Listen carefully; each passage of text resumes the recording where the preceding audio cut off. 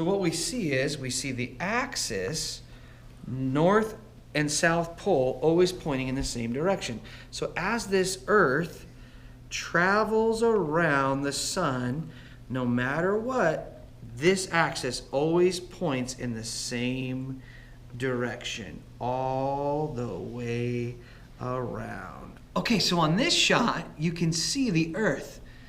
The North Star is way up out in no man's land. So our northern hemisphere, that North Pole, is pointing up this way. South Pole is pointing down this way. Now, when the sun is reflecting its light onto the Earth, you can see that half of it is dark and half of it is light.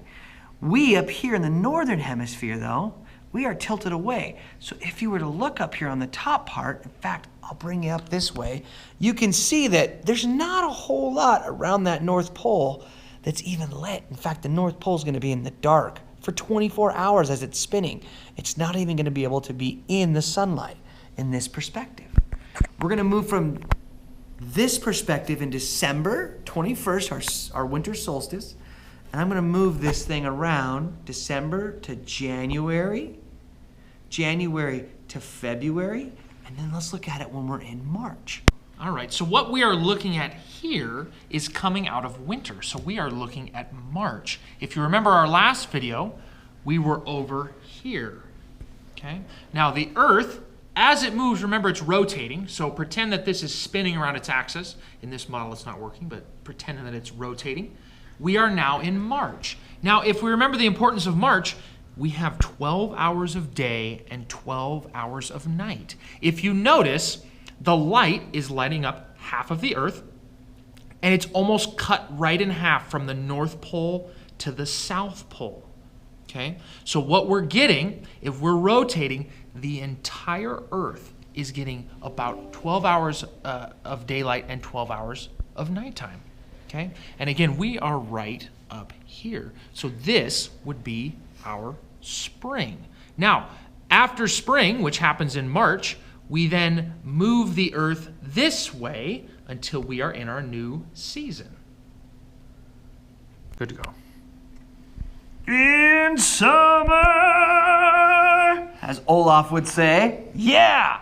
Now we went from springtime, and we went from a specific time in March, April, May, and June. June 21st is our summer solstice. That's the point where we are most pointed at the northern hemisphere. North Pole is most pointed towards the sun. Remember, we started when we first did this thing, and we were actually pointed away from the sun. But as that constant axis points at the same direction all the way around, we get to summer right here. And now you can see that in summer, even from the top perspective view, most of the North Pole is all in sunlight. So if you're seeing this thing spin around and you're at the North Pole, you're going to have 24 hours of sunlight in the summertime because you're tilted towards the sun. That changes the amount of sunlight. The South Pole is in winter. They're down here and they're spinning in the dark. We have sunlight because we are now tilted towards. Just remember, from that equinox where we have equal amounts, as we move, it stays exactly the same. We get to that summer, and that's where we get our most sunlight. All right, so we have moved from summer into our next season, which is fall. And if you notice, the most important things about fall and spring are that neither hemisphere is actually tilted towards the sun. If you remember in summer, if I move this back 3 months to June, our northern hemisphere is tilted towards the sun like this. And as we move forward into fall, the northern hemisphere is still pointed towards that North Star, and the southern hemisphere is not pointed towards the sun either. Okay? So that is important when we talk about fall and spring. Again, in the fall, we are still getting 12 hours of daytime and 12 hours of nighttime. But what's happening to our days? As we get closer to winter, as we move this way, our days are getting shorter. So again, we are in fall here. We get equal day and equal night. We call it our autumnal or fall equinox. So in the end, our final review, here is our Earth, tilted on its axis. The northern axis is pointed towards the North Star. As we start, we're going to start here with the north pointed away from the sun. December 21st.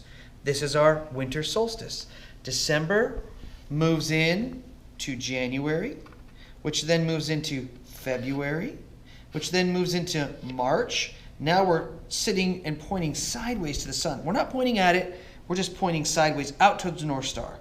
From March, we go into April, and then we go into May, and then June 21st is our summer solstice, when we're pointing most directly towards the sun in the north. Summer solstice is June 21st. June goes into July, goes into August, and then September is where we're in that equinox situation again, where we're on the side of the sun. So our axis is pointing up towards the North Star. It's not pointing towards or away from the sun. It's a kind of a sideways view. From September, we go back into October, November, and then back into December. That is our month calendar for seasons.